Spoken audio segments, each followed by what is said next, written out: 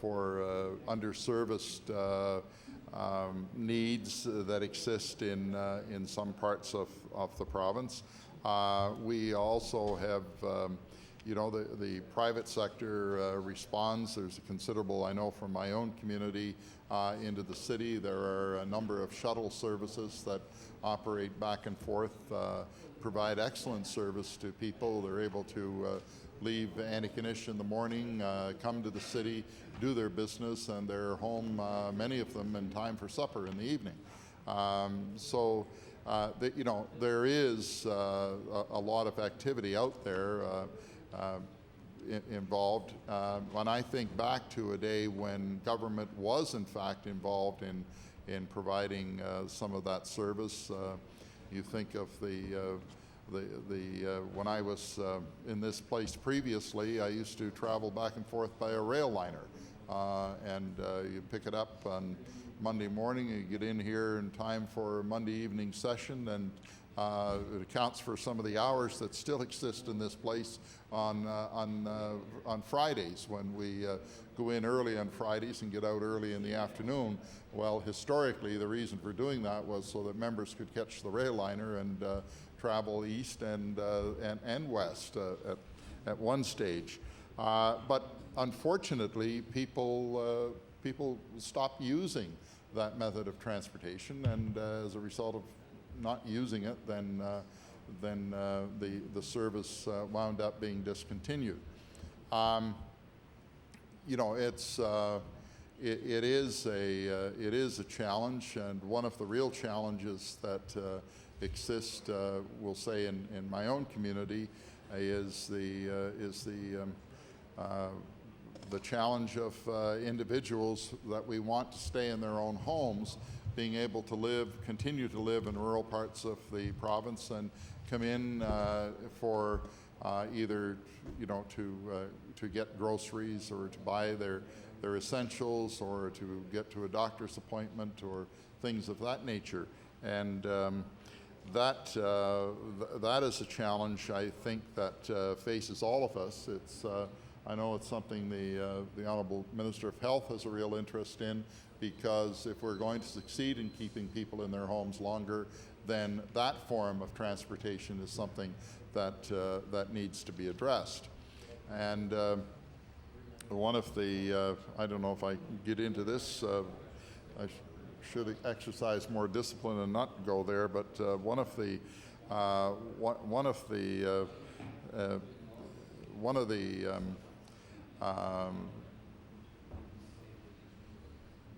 capital assets that we have in this province is a transportation system that's operated by our school boards.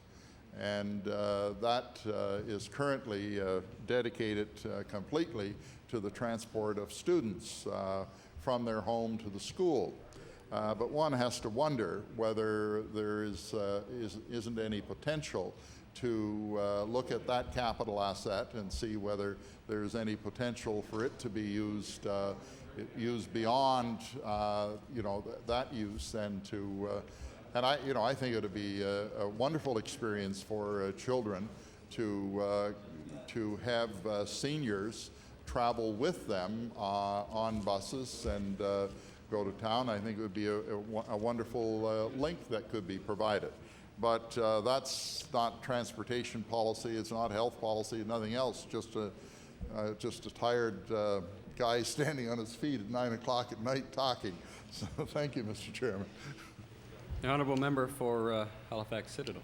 Well, I very much appreciate the Minister's last comments. I think it is an important conceptual approach, really, to transportation, to think about it as something that crosses across departments, and it has health implications and has economic development implications, and implications for municipalities as well.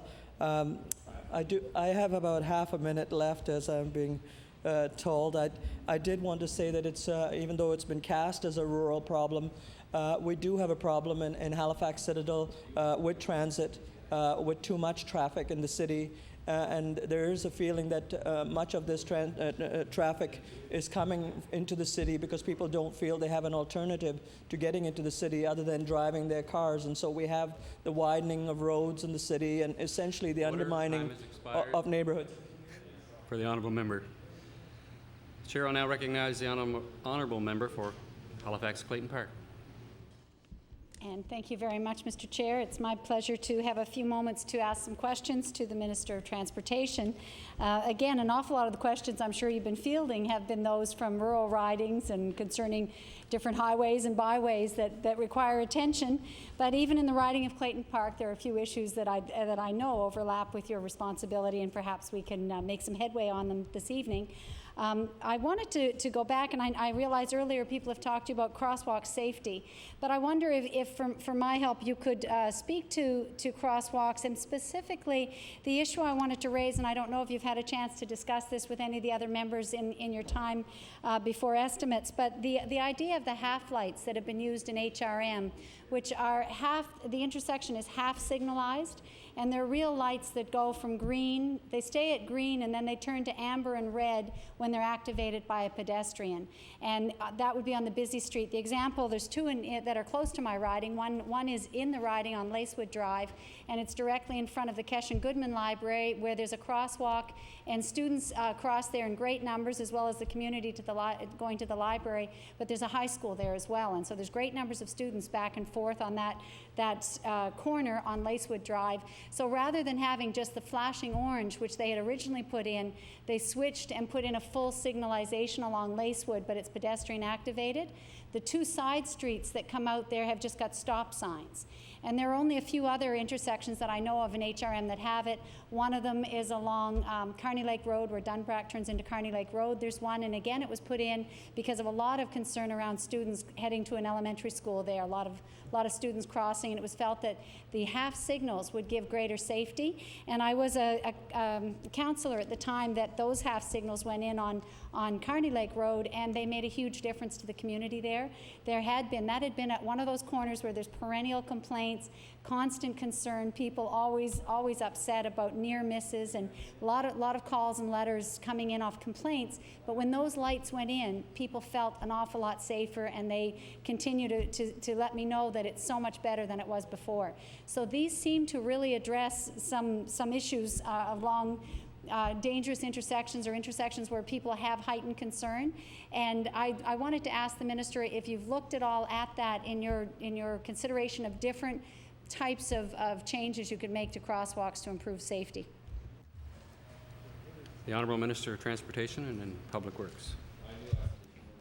Thank you very much, Mr. Chair. And by the nature of our areas of responsibility, it is there are few instances, if any, that we can think of with respect to roads for which we have responsibility where we would want to install these devices, but we certainly support their use in municipalities where you tend to have the greater concentration of traffic and the volume and the need for such devices. And we're certainly supportive of their use by municipalities. The Honourable Member for Halifax Clayton Park. Thank you, Mr. Chair. And the minister makes a good point that these would probably not be needed on your provincial roads, but in your role as the Minister of Transportation, you have got traffic specialists or traffic engineers and so on, and I understand you would have representation on the committee that we've talked about or has been mentioned here, that the Crosswalk Safety Committee that's been in place for many years, and we're a little unsure how active that committee is, but with your role as minister, would the provincial government not be in a position to actually legislate or even recommend those for a certain percentage of crosswalks or dangerous crosswalks, or identify criteria that would make those the preferred method of signalizing an intersection? The Honourable Minister of Transportation and Public Works. Thank you very much, Mr. Chair. And there are a number of situations where those devices are appropriate, but they're not appropriate in all circumstances. And But however, when there is an appropriate use for them, we are supportive of them being used. And the committee to which the honourable member refers is the Road Safety Advisory Committee, and it is very active. And as I indicated previously, they make it their business to remain current with respect to practices that take place right across North America, and they ensure that the standards that we put in place are the national standards for road safety, and included in road safety is the crosswalks and the use of traffic control devices at crosswalks. The honourable member for Halifax Clayton Park. Well, I thank the minister for his answer, and I hope that that committee will also be looking at the use of half-lights, and I appreciate that the minister would be supportive where the need is greatest. I wanted to ask a little bit about Highway 102 that does come through the Clayton Park riding, cutting through from Carney Lake Road and on to the interface with the 103, which you'll be familiar with, I'm sure. I'm sure you travel that regularly at least. What I'm interested in is any plans that the department might have for improving the interface when you're coming in from the South Shore on the 103 or from Timberley and Hammonds Plains in that direction, coming into the city and then needing to take the off-ramp that takes you out again, out towards the airport, out towards Truro, or even just to Bayers Lake. The traffic has to go up a ramp, a single lane ramp, and then feed in to the traffic that's coming out on the 102, out from Bayers Road and feeding out of the city. And a lot of trucks as well are using that overpass and that single lane, having to merge in with the traffic, and it's fairly slow, and I know there have been accidents where trucks have tipped on that ramp coming off. But I'm wondering if you have any plans that will make that a more seamless interface, so that the 103 wouldn't have to feed in slowly into the traffic of, coming out of the city in order to get onto the 102. And maybe the minister could say if he's familiar with what it is I'm trying to explain. But hopefully it's clear, and I would like to know if around that interface of those two highways, if we have any plans to improve it. The Honourable the Minister of Transportation and Public Works. Thank you, Mr. Chair. I am familiar with the interchange the honourable member is speaking about, and I can tell the honourable member that we are currently involved with HRM in a study of all of the section of highway from Bedford right out to and including the interchange that is referenced by the honourable member. And the purpose of that is to you're right, to Bayers Road. And the purpose of that study, of course, is to address concerns such as the one the honourable member has brought to our attention. The honourable member for Clayton Park.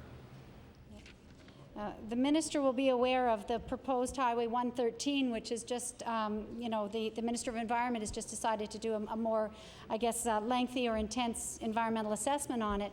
But part of the reason for that, or maybe rationale for proposed Highway 113, is to improve the connection between the 103 and the 102.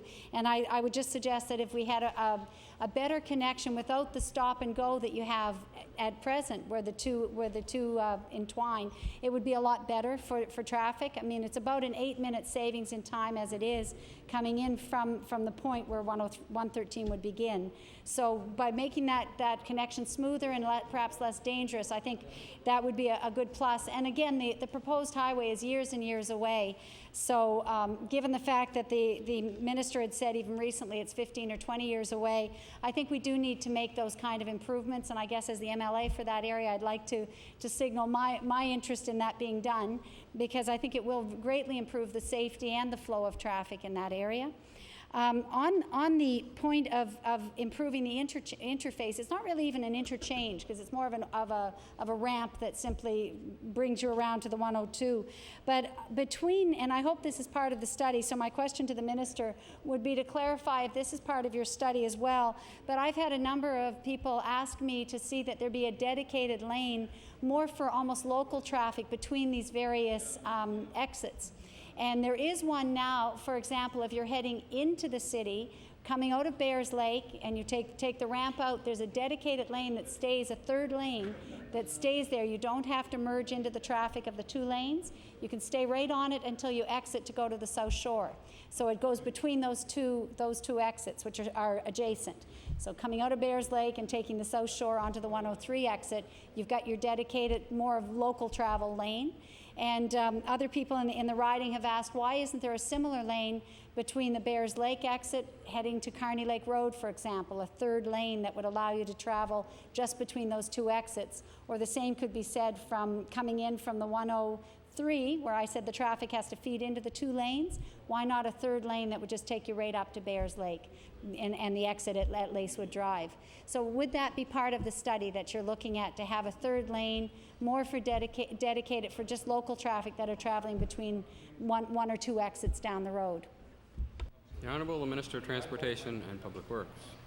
Thank you very much, Mr. Chair. And what the honourable member is referencing indeed would be part of the study that I spoke about, that is being undertaken by the Department of Transportation Public Works and the Halifax Regional Municipality. And that is one of the things that they want to have a look at. And it's interesting when you talk about the creation of those third lanes, you're really talking about the 102 or the Bicentennial Highway becoming a 6-lane highway. And the problem is that 6-lane highway ends at the Bears Road. And you have to wonder what happens when you dump all of that traffic onto Bears Road. And that's one of the things that obviously points to the need for the study. The honourable member made reference to the corridor, which might at some future date house a Route 113.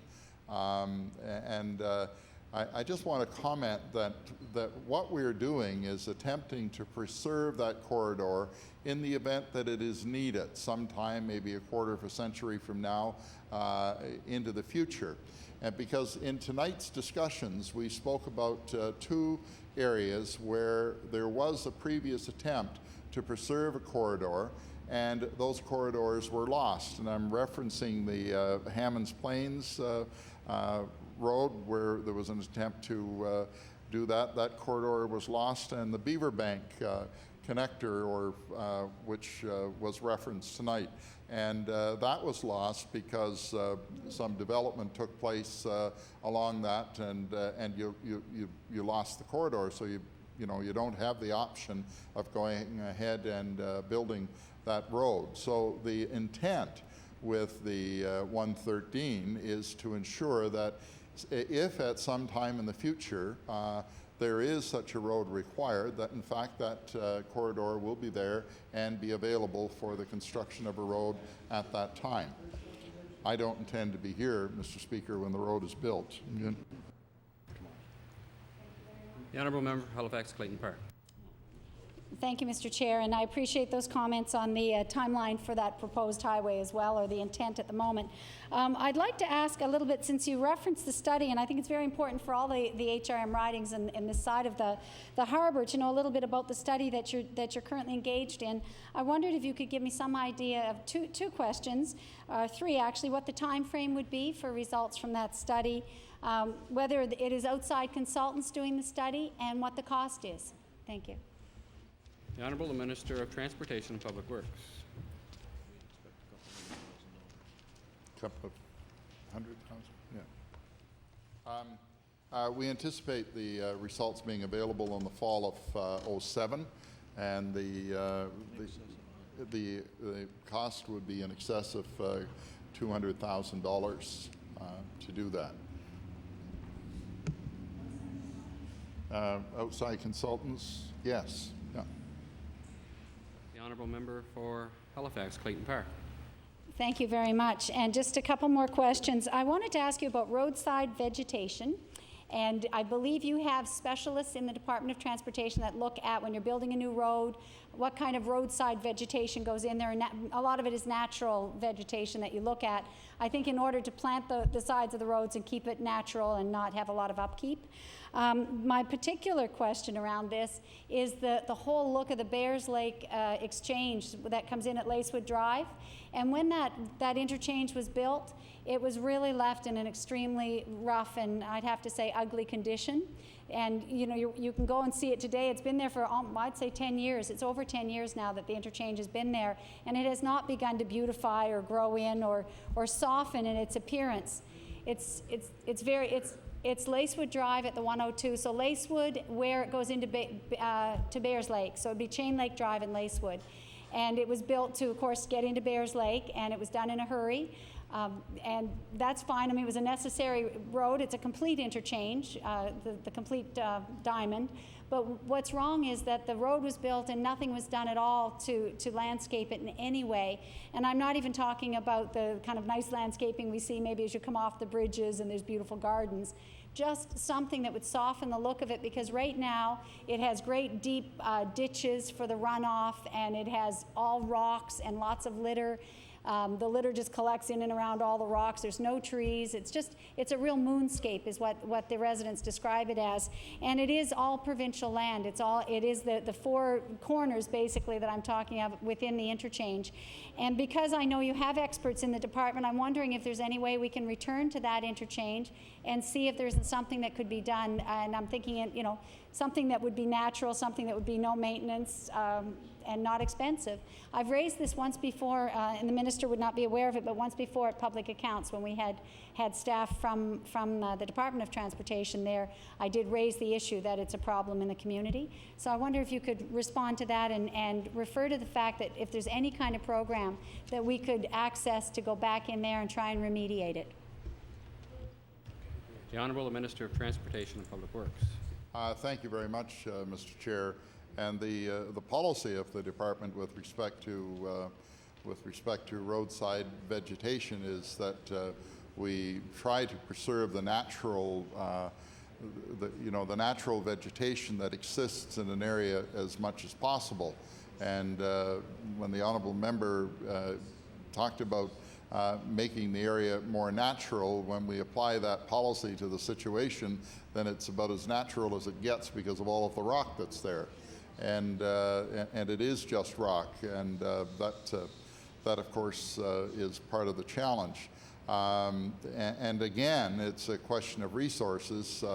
If we're in there, attempting to create an environment that is different in that area, then that is all resources that are being taken from roads and put into that area. It's part of the challenge that we have, and I do know what the honourable member is speaking about. I've used that interchange on a number of occasions, but for what essentially we do is try to ensure that the natural vegetation that exists in an area is allowed to flourish.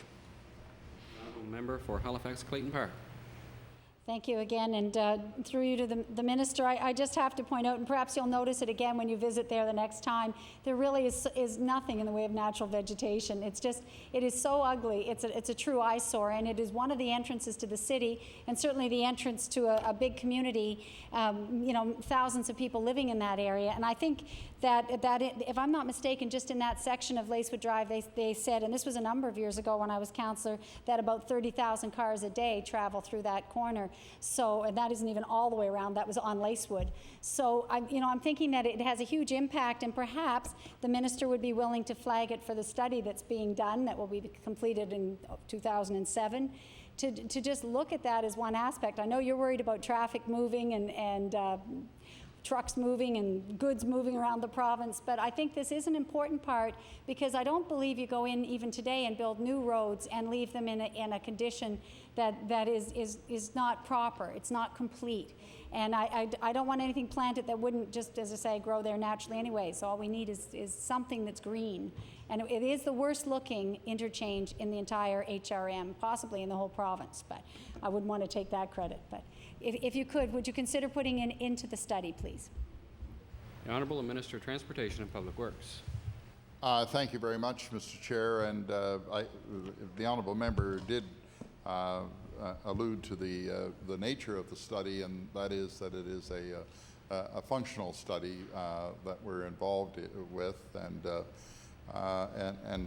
you know, that's what's happening. And it raises the question as to whether even the consultants that we would hire to do such a functional study would have the capacity to comment intelligently on what the honourable member is referencing.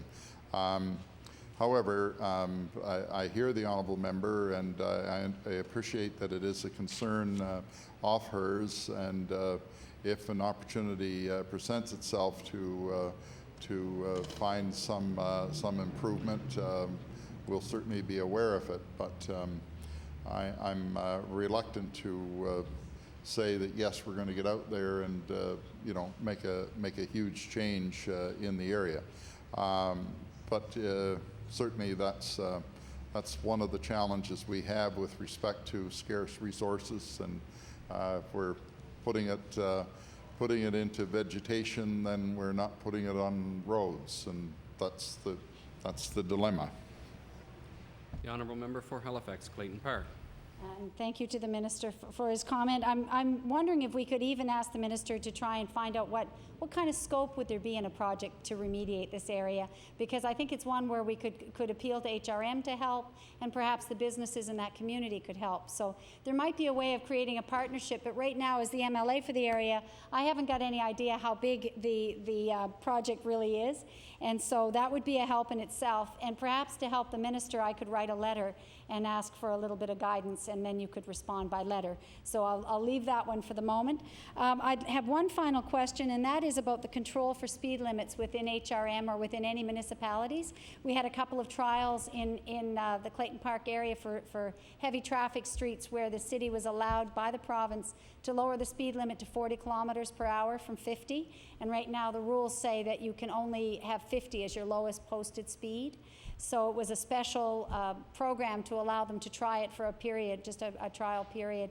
And that was reversed, and they didn't continue with it. And I think the evidence was that the traffic didn't slow down.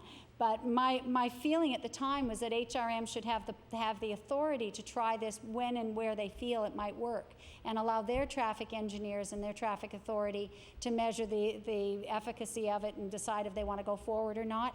So I'm wondering if there's any, if that's come up in the past, if you've looked at it, if there's been any requests to have municipalities control their speed limits. They may choose to lower them, I would think particularly on heavily traveled streets for traffic calming. Thank you. The Honourable Minister of Transportation and Public Works. Thank you, Mr. Chair. And the experiment, if I can call it that the honourable member referred to, indeed showed that when the speed limit was dropped to 40 kilometers an hour, there was no change in the speed of the traffic in the area. And we did that analysis in consultation with HRM, and thus the decision was taken to reverse that. So, you know, we did take a look at it, and the results were not what some people had anticipated would occur. And 50 kilometers an hour is not really a great speed, and the real challenge is to get people to travel at 50 or less, you know, and posting a lower speed doesn't necessarily make that happen. The Honourable Member for Halifax Clayton Park. Thank you very much, Mr. Chair, and I have completed my questions, so I thank the Minister for his answers and the staff for being here so late on a hot night, and I'm going to turn my time over to the New Democratic Party. Thank you. The Honourable Member for Hants East. Thank you, Mr. Chair. I want to thank the member from the Liberal Party for allowing us a little more time. I really appreciate it, and I thought she had an excellent line of questions. I was quite impressed, actually, with her consideration of her constituency. I'm going to get I want to have the page, deliver a page to the Minister. I don't expect to see this up on any website. considering the quality of it. But I want to explain something to the minister, and I can't think of a way. But I know that Mr. Stewart would be familiar with this intersection. But anyway, the intersection, or the area I'm talking about, is exit 9 when you're heading from Halifax to Truro. It would be Milford, what we refer to as the Milford exit. And when you come off that ramp, Mr. Minister, and stay to your right and head to the number 2 highway in the village of Milford, you come to a stop sign at the number 2 intersection with the 14 highway, which would go from Milford through to Windsor. And if you notice my accurate depiction of events there, you'll see that I have when you come off the ramp, you're just about opposite the Milford Highway Depot on the opposite side of the road of the 14. And I have a 70-kilometer sign is what you see when you come off the ramp. And if you notice attached to the post, it says 55. And the reason it says 55, is what I've been told, is that's a suggestion because there's a hidden driveway. There's a hill there, Blind Crest, as you head down to the number 2 highway, and that 55 is a recommendation, a guideline. The actual posted speed is the 70, but this is a guideline that says you might want to consider going 55 because there's a hidden driveway as you go over the crest of that hill, and then you approach a stop sign. Now, common sense would tell me that as you go over that hill, the department is suggesting you go 55. It's probably not going to say, after you go by that driveway, speed up to 70 before you hit the stop sign. It would seem to me that if you were going 55, you probably would be decelerating as you come to the stop sign in anticipation for stopping. Now, what I've approached the department on is, could we have that section from where it has a 70-kilometer-an-hour sign, could we make that a 50 as we approach the stop sign, since you're going to go slower rather than faster?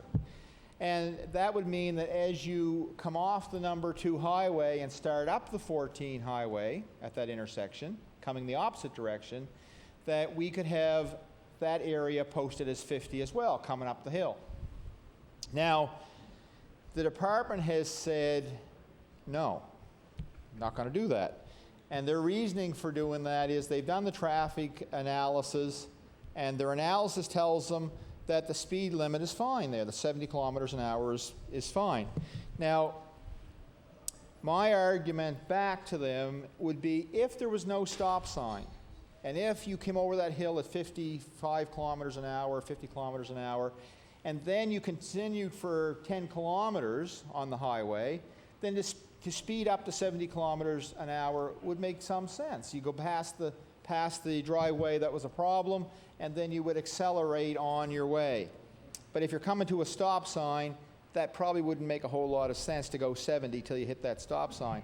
So anyway, I guess what I'm trying to say, the residents along there, and you can see I have on the opposite side of the road four houses, and cars have wound up off the road on the lawns of those people coming up that hill for various reasons. And they're the ones who've been after a 50-kilometer-an-hour zone. Now, what I want to tell the minister before he rises and tell his engineer, and his engineer would be aware of what I refer to as the Enfield Road, or the old Enfield Road, which goes from 9 Mile River to the village of Enfield. And as you're approaching, probably about 2 miles, I would say 2 miles, from 9 Mile River toward Enfield, there is a hidden driveway sign on a crest of a hill to warn you of the driveway. Fine. But as you come in the opposite direction, heading back from Enfield to 9 Mile River, you approach the stop sign in 9 Mile River, and it's a 50-kilometer zone, heading for a stop sign on a level stretch of road with no hill. And I'm thinking, here we have two very similar situations. We're approaching a stop sign. They have it posted as a 50-kilometer zone with no hidden driveway at that area. It's a level stretch of road, and yet on a blind crest with a hidden driveway, approaching a stop sign, they have it as a 70, and I can't talk anybody into putting that down as a 50. And I guess what maybe the minister couldn't give me an answer on this, but I guess what I'm asking is if the department would just take an undertaking to take a look at these two locations and say, look, you know, this doesn't make a lot of sense in comparison to another area that has a 50, which doesn't have as many hazards, and see whether or not it's possible. I know if they go and test the speed of drivers in that area, then probably their test is going to indicate that the speed limit isn't a problem simply because they've done it. You know, I could argue what time of day they did it. I could argue umpteen things. You know, when school gets out, the residents say that the students travel faster and they never come and test it at that time. And you know, I don't know how many other excuses I might be able to come up with, but that the residents feel is a problem.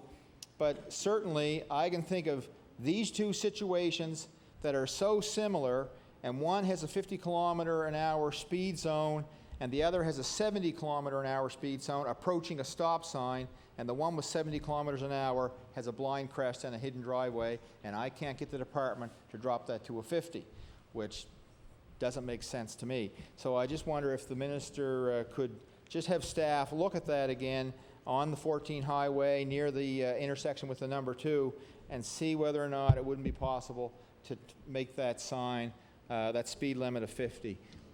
The Honourable Minister of Transportation and Public Works. Thank you very much, Mr. Chair, and I thank the honourable member for his diagram. It was helpful in understanding what he was referencing. We've found it on our own atlas here, and I'm familiar with the intersection.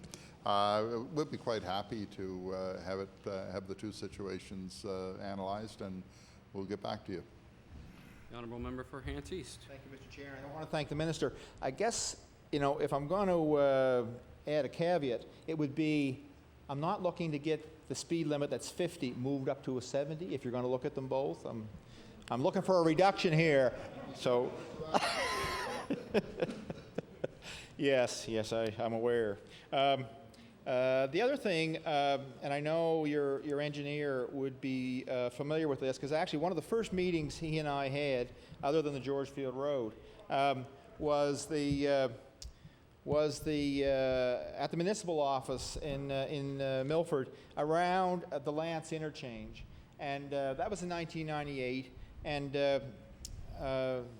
if the minister may not be aware, but there is a piece of land that I understand has been set aside. It was in your discussion of trying to have land, and you're talking about Hammond's Plains and some of these other areas where you lost the ability to put in a road. There's I think a piece of land that's the department has been able to get a hold of, with the possibility at some point in the future that there be an off-ramp or an on-ramp to come down to the number 2 highway and in Lance. And at that time, in 1998, the prediction was possibly 10 years before traffic flow and volumes, et cetera, would make this kind of a more necessary arrangement.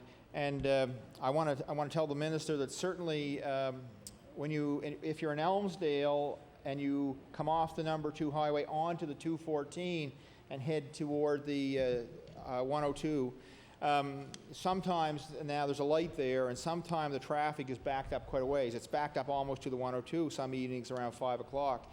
And so I think I've written the department on this a year ago, saying, well, it was 7 years now, and so if you're going to do this, I would think somebody would be making some drawings on a piece of paper. So now we're at 8 years, and originally was told possibly 10 years. So I'm just wondering if the department does actually have a plan for this Lance interchange, if there's anything being worked up. The Honourable Minister of Transportation and Public Works. Thank you very much, Mr. Chair, and I understand that we have a conceptual plan for that area, but it appears that the traffic has not grown to the point where it's felt necessary to proceed at this time. Honourable Member for Hants East. Okay, I think that's very similar to the response I got a year ago, so I'll just make a yearly submission and hope the answer changes. I guess I want to ask a question. You can be amazed at the things that tick people off, especially when it appears that you're doing something for them. But last summer, from Knoll toward Tennecape, that section was repaved, and really appreciated it. But what happened prior to that was that the area manager had a fair bit of patching done on that section. And my understanding from talking to him was that he tried to find out whether or not that was going to be paved, because he didn't want to spend the money on patching if it was going to be paved. And anyway, he couldn't get that answer. And so he patched it. He spent quite a bit. The department didn't do it. They hired a contractor. And, I was amazed at how, people were very put out by that, even though they got pavement after that. So anyway, there didn't seem to be an easy way to coordinate this, so I'm just wondering, was that an oddity, the fact that an area would be patched, or that an area manager would be trying to find out about what was going to be paved so late in the season, that he's carrying on this work, and then all of a sudden the tender goes out. So I just wonder if that was just an anomaly, that ordinarily that doesn't happen. If there's a way that that the department has to ensure that type of duplication doesn't happen, because I don't think that we got the benefit. When the contractor took the contract, we didn't get a lump of money to go patch somewhere else. So I'm just curious about the process, I guess, that could avoid that. The Honourable Minister of Transportation and Public Works. Thank you very much, Mr. Chair, and we do our very best to avoid those situations. Unfortunately, from time to time, they do occur. It might be that more money became available for projects than previously had been anticipated, and unlike the situation I'm facing this year, but for the most part, we don't want to be in that kind of situation. Thank you. I'll hand off to my colleague. Thank you, Minister and staff. The Honourable Member for Pictou West. Thank you, Mr. Chairman, and the Minister might be pleased to know that I'm the last questioner tonight, so there's an end in sight. And but it's been a long old stretch and a hot old stretch here over the last couple of days, and it's been good that you've heard from a good number of our members on this side of the House, and a good variety of concerns and questions have been coming to you. So I'm going to use the last few minutes of our time to, I guess, as other previous members have done, to talk about a few issues in their particular riding. And so my riding is Pictou West, and we had a chance to talk briefly on some of those issues the other day. And I'm going to start right in on a beautiful little island off the shore of Northumberland Strait called Pictou Island. And the Minister perhaps has had an opportunity to visit Pictou Island, I'm not sure, but it's visited by a lot of people this time of year, and the Department ferry operates between Caribou and the island, and is some of the friendliest people you'll meet if you get a chance to go over and visit Pictou Island. But recently I was contacted there by the president of the Pictou Island Community Association, and they have a concern over their road. They only have one road on the island. It runs up the length of the island, about 5 miles. And I think perhaps even, Mr. Minister, you might have received a letter within the last few days, and basically they're asking or wondering if it's possible, and I know they've talked to the area manager for our county as well about this, but really wondering about the possibility of some used equipment that could be, perhaps it's had most of its useful life, but still has perhaps some useful life in it. They're particularly looking for a grader and a truck that they could haul some gravel around on the island. And the road is getting pretty muddy, pretty sandy. There's very little natural gravel over there. And their request is for any used equipment your department might have that perhaps could be turned over to the community association for their use to maintain their road. The Honourable Minister of Transportation and Public Works. Thank you very much, Mr. Chair, and I will certainly take the suggestion of the honourable member under advisement and see whether that is a suggestion that is possible. The Honourable Member for Pictou West. Okay, I guess perhaps I didn't hear whether you had received the letter that the community association had written, but it was just within the last week, and perhaps it's still in transit. I don't know. Okay, but their request is coming to you in writing, and it's hoped, and again, they've worked through Area Manager Troy Webb, hoping that there's some used equipment that might be available to them. I want to ask too, I think as previous members had asked, I guess the number of kilometers of road that is in Pictou County. I think you gave a breakdown by county to some of the other members, and I'm just wondering if you can tell me the number of kilometers of roads in Pictou County. The Honourable Minister of Transportation and Public Works.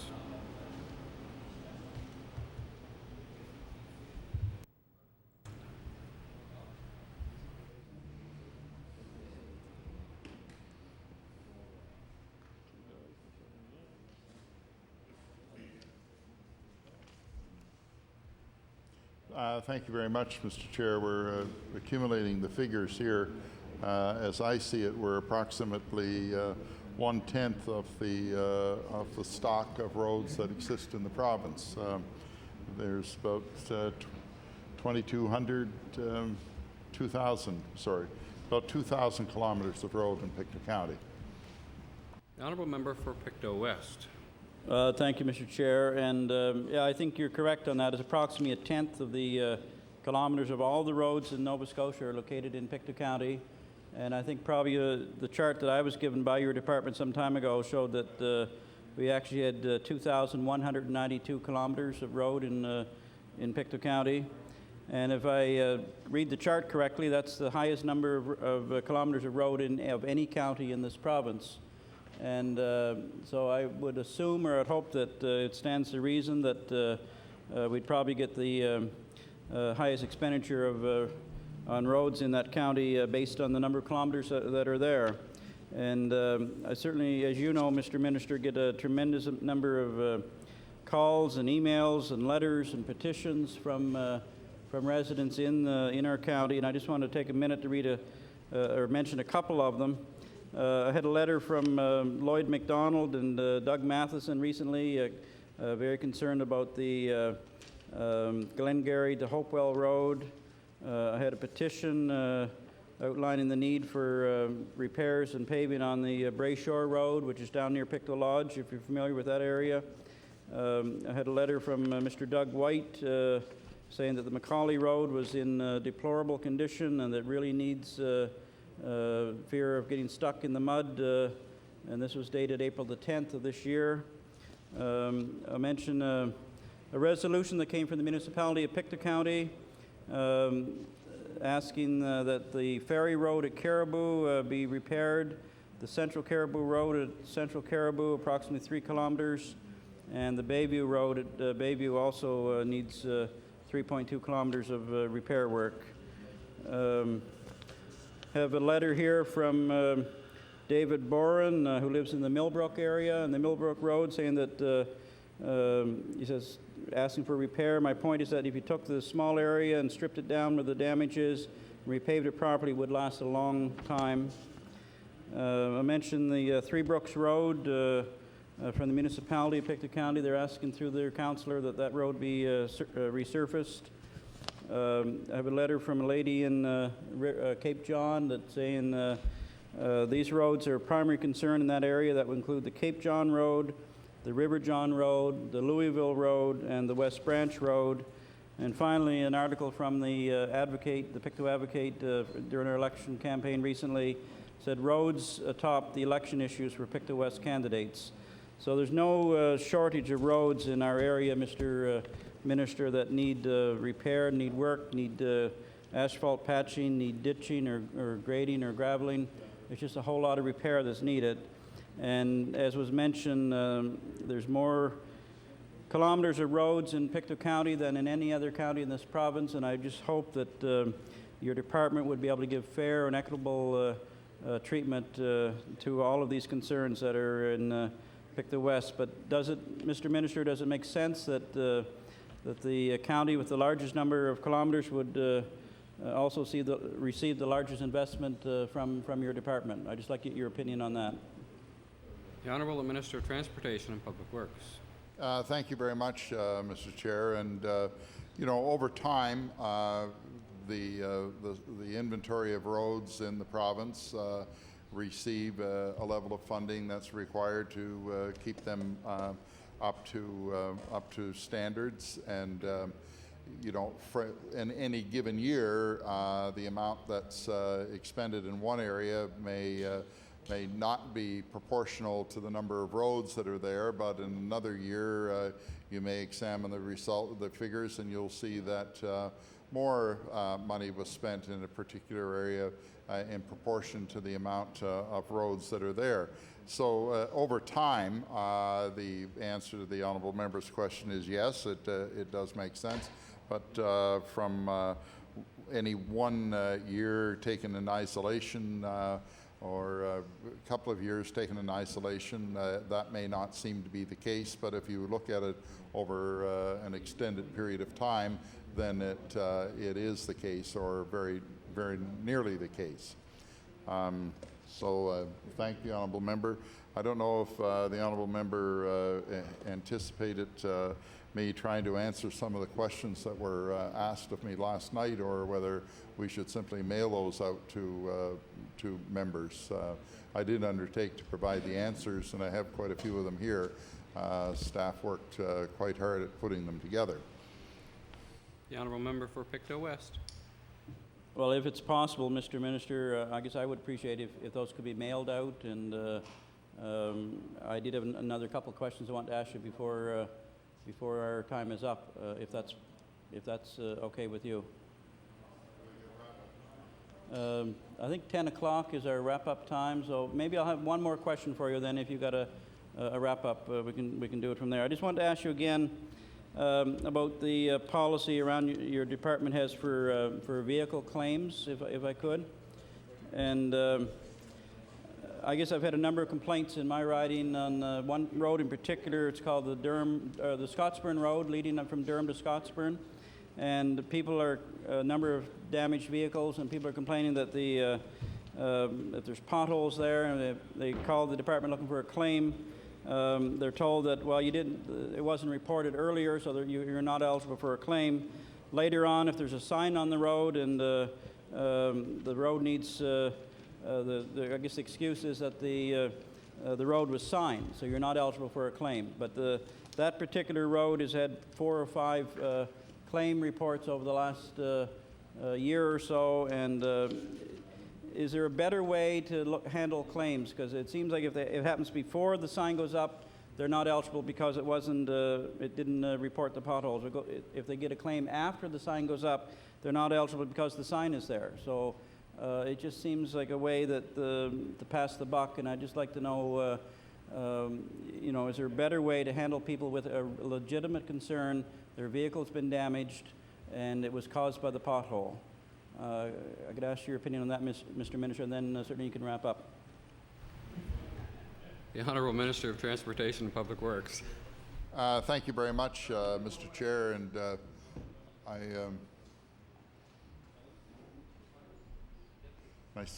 anyway, I'm not supposed to make. I was going to say it's nice to see you, but I'm not supposed to reference that. Mr. Chair, the real challenge when it comes to processing claims is the fact that the decision that we're taking is a decision with respect to the payment of taxpayers' money. So we do have to have in place a process that analyzes the circumstances and makes decisions with respect to those circumstances, and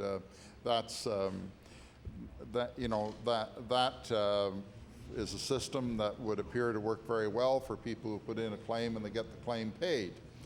When people put in a claim and the claim isn't paid, then it's a system that's deemed not to work very well.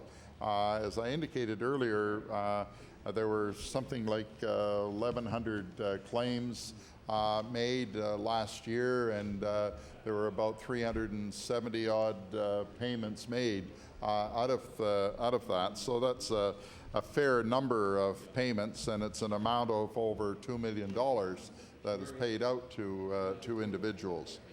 Mr. Chair, yesterday evening, the honourable member asked with 100 series highways, it says, yeah, spending versus the rest of the system and maintenance costs. Oh, here it is here. In 100 series, there were 25.3 million. That's $13,800 per kilometer. On trunk roads, 24.5 million. That's $11,500 per kilometer. On the routes, 21.5 million. That's $7,900 per kilometer.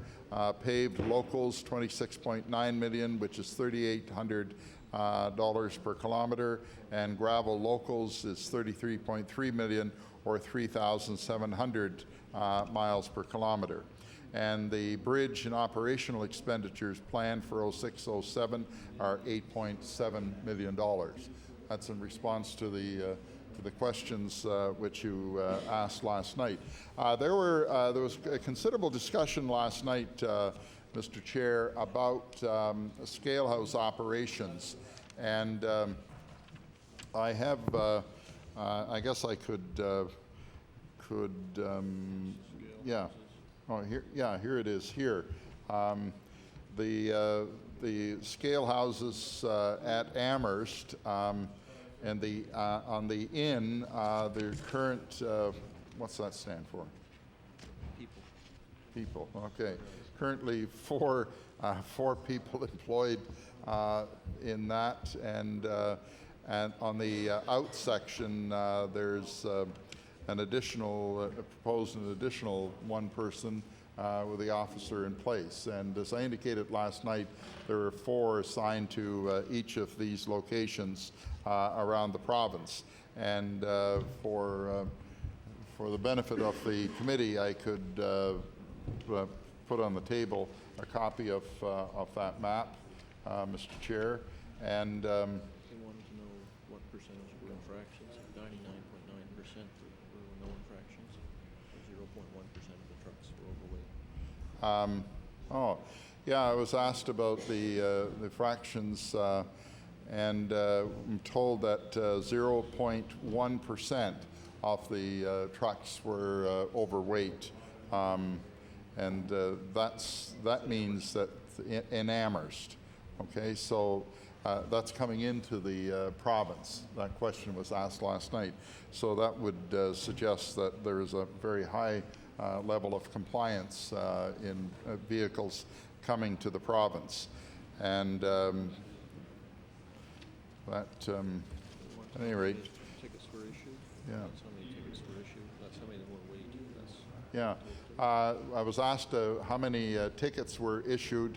There were 3,193 tickets issued, and for the weights, okay, the weights and dimensions and vehicle regulations, there were 1,820 tickets issued in the course of the previous year. So, Mr. Chair, I see that time is moving on. I want to express our appreciation to members of your committee for the questions and the comments that they made with respect to the estimates for transportation public works. And I do want to pay tribute to staff from Treasury and Policy Board who were here for the 8+ hours, even though there were no questions about Treasury and Policy Board, and the Cisco questions, and the staff. Want to thank all of the staff for their time. This is a great process, I believe, with respect to accountability. And I, in particular, want to express my appreciation to members for the tone of the questioning.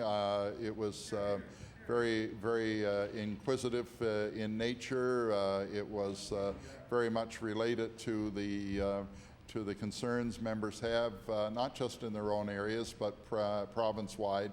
But there certainly wasn't any attempt to we refer to these as the debates on the estimates, but I usually think of a debate as having a different tone than that which is used in this process. And it's, I believe, a very good process, and one where the people are served extremely well with respect to the concept of accountability. Now, I can keep talking or I can sit down, whatever the committee thinks I should do. The opposition House Leader tells me I should sit down. I want to thank the members very much for this effort, Mr. Chair.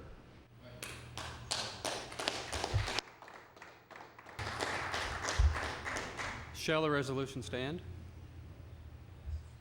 All those agreed? Agreed. Time for the allotted debate on the estimates committee of supply today has expired, and I'll now call on the Deputy Government House Leader.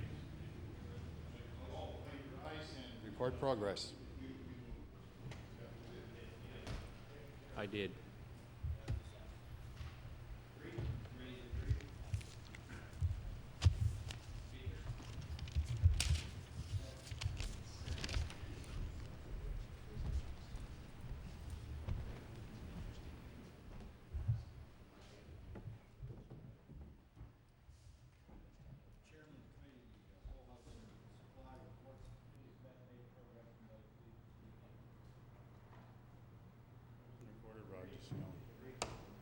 Yep. Is it agreed? Agreed. The Honourable Deputy Government House Leader. Mr. Speaker, that concludes the government's business for today. I move the House be adjourned to sit again 11 a.m. to 10 p.m. After the daily routine, we'll move into the Committee of the Whole House on Supply for 8 hours, followed by private and local bills and public bills from the Committee of the Whole House. The motion is for the House to now rise and meet at the hour of 11 a.m. tomorrow. Is it agreed? We stand adjourned. 11 a.m. to 10 p.m. tomorrow. Good. All those in favor say aye. Aye. Nay. Motion is carried. We stand adjourned.